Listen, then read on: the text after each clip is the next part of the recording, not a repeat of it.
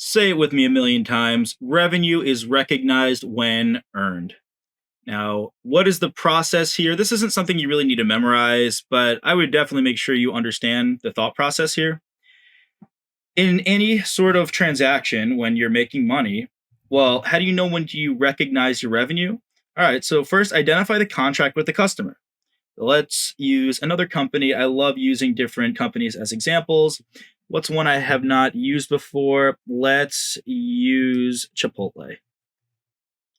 All right, actually, I'll use Chipotle, and I am also going to use Verizon.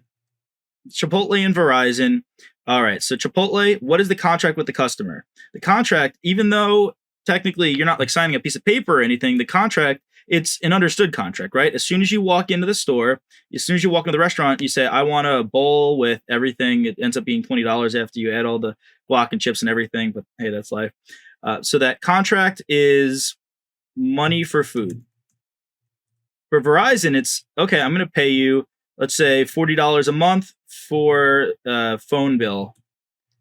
And that's more of an actual contract signed, right? Because you probably sign somewhere and say, okay, Verizon, I'm going to be with you for a 2-year period at least. What are the performance obligations in the contract? Well, money for food, right? Pretty straightforward. And Verizon, it's I will give you phone service and I will give you $40 per month for that service. Transaction price, Chipotle. I mean, I'm saying that because I just went the other day, and oh man, it added up. It was rough, but it was delicious anyway. This is $40 per month.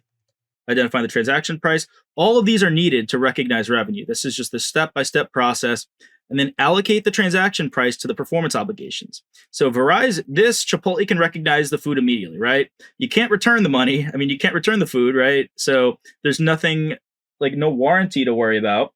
For Verizon, they are going to recognize $40 a month. That's at their rate, right? Because you split it up. So maybe you sign, maybe let's say a fixed price. So maybe for Verizon, you say, I'm going to pay you, $2,000 for a 2-year period for all services. Like this is everything, right? TV, phone, whatever you're paying for. And then let's say it's a 2-year period. So we would do $2,000 divided by 24 months. Verizon is now going to recognize $83 roughly, 0.33 per month. So see the difference here? Just every transaction has these steps. They're just different in each process. All right, and then recognize revenue when or as the entity satisfies a performance obligation. If you're renting a apartment, well, the landlord can recognize a month of rent when the landlord provided to you with a month of living there.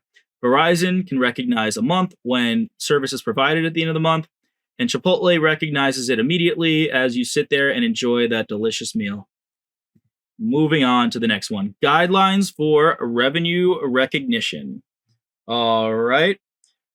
Per the revenue recognition principle, revenue is recognized when earned. I'm going to say that so many times, you're going to get sick of it. I actually have a tattoo of that on my arm. No, I don't.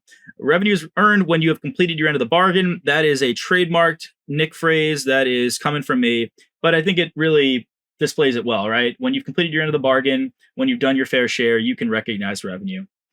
So revenue from selling products. We've got, remember, the whole FOB shipping point and destination. That's going to be a potential issue because if it's FOB destination, the contract's complete at destination. If FOB shipping point, it's the contract complete at the shipping point. So just another little caveat there. So like it still has the same rules, right? Same concept and underlying thought process behind it, but there's just different types of contracts. Like construction is going to be a big one. That's what we'll see here in this section as well, more math-based questions.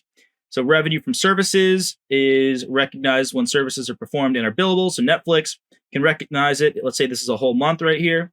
This is a whole month, and Netflix will recognize 1 month of revenue at the end of the month. What else? What other situations do we have?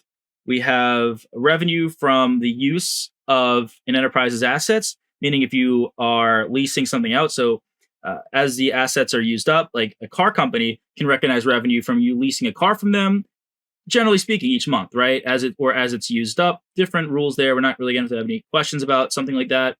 And then revenue from disposal of assets other than inventory.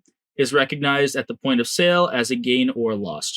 That's just me talking, right? I mean, sure, take notes of it if you want, but think about every transaction. Like by the end of this is just important also for everything in CPA world, accounting.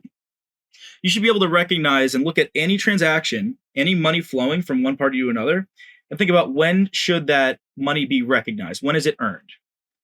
I find myself doing that these days too, thinking, okay, I'm going to a paintball place. When is this place going to recognize my money? Or I'm buying a TV. When are they going to recognize my money? Well, if I take out a warranty on that TV, meaning I could probably exchange that TV within a month, if it's not good, they'll probably have to hold off on recognizing that revenue until the month is up and I don't have the ability to exchange that TV anymore.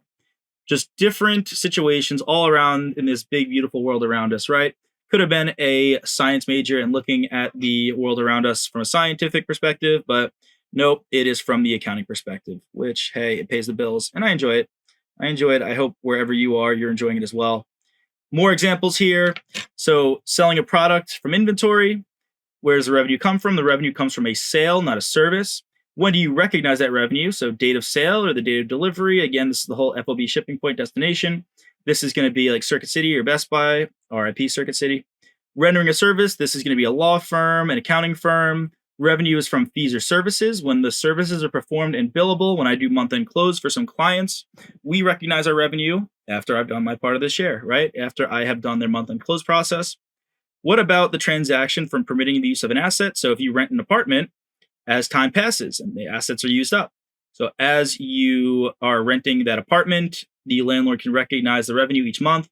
And then what about from the sale of asset other than inventory? Like we said, gain or loss on disposition, date of sale or trade-in.